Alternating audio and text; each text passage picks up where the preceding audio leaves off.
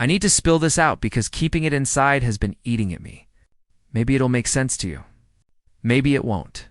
But if you've ever loved someone so much only to realize it wasn't enough to make them stay, then maybe you'll feel this in your bones. The night I walked away, something inside me broke and shifted forever. I didn't know then how deep that crack would run. I only knew that months later, I'd still be sitting here trying to untangle the wreckage of something I once believed was unshakable. I thought I was strong enough to leave without falling apart. But the truth, I was already in pieces before I touched the drawer knob. I can still picture the room, the living room, with that worn rug we bought secondhand. The same rug where we laughed, dreamed, and promised each other forever. A forever that slipped right through our fingers. Then she said it. Michael makes me feel alive. Her voice was barely above a whisper, but the blow landed harder than any scream could. I didn't demand details. I didn't argue. I didn't even meet her eyes. Tears burned, but I refused to let them fall. Not in front of her. Not after that. All I managed was, I hope he gives you what you're searching for. Even then, I knew I was lying because deep inside, I prayed what she wanted wasn't real. I wanted her to see I'd been the one who never left. The one who kept showing up when no one else did. But I didn't fight for her because begging someone to stay when they've already pictured life without you is just another way of dying slowly. So, I left. Not because I stopped loving her, but because I knew she was already gone.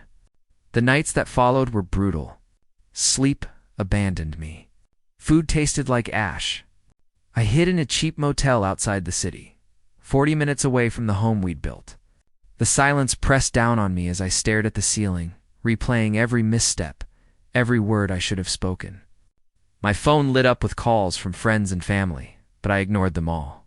I couldn't stand their pity. Eventually, I found myself in a small apartment that wasn't tied to her or to us, just mine. I picked up shifts at a hardware store to fill the empty hours.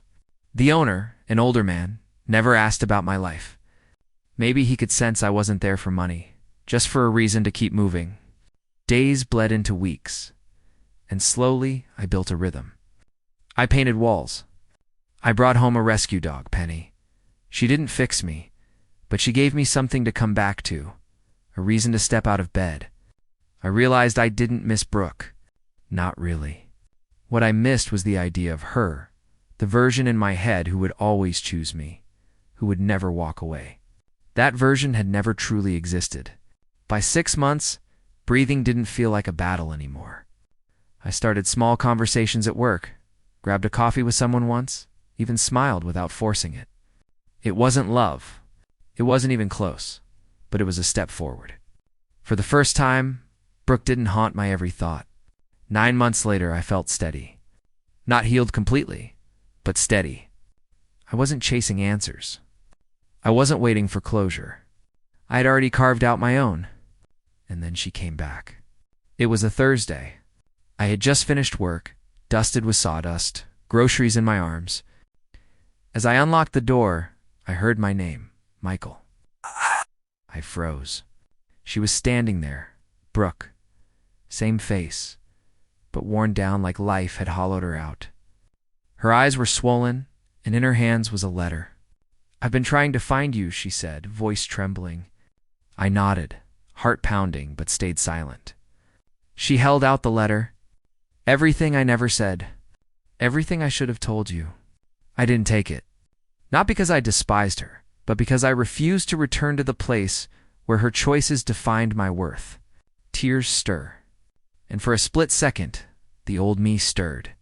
The one who would have invited her inside made tea, given us another chance. But that man no longer existed. Months of pain had reshaped me. I lied about Jason, she confessed through sobs. I thought I needed more, but it was nothing. He didn't want me, just the thrill. I ruined us. You were the only one who ever made me feel alive. I looked at her, and for a flicker of time, I saw the woman I used to love. But she wasn't her anymore, and I wasn't me anymore either. You didn't destroy us, Brooke, I said quietly. You destroyed yourself. Her face crumbled. I'm sorry, she whispered. I nodded. I hope you heal, but I'm not yours anymore. Her tears came harder, but I didn't reach out. That wasn't my place. She walked away just as I had nearly a year earlier. Inside, I set down the groceries and sat beside Penny. My chest ached, but not with longing this time. It hurt because the last thread tying me to her had finally snapped. And in the empty space it left behind, there was peace. If someone ever tells you they found more outside of what you've built, let them go. Don't plead. Don't chase. Just walk away, because the best thing you can ever discover isn't an answer or even revenge.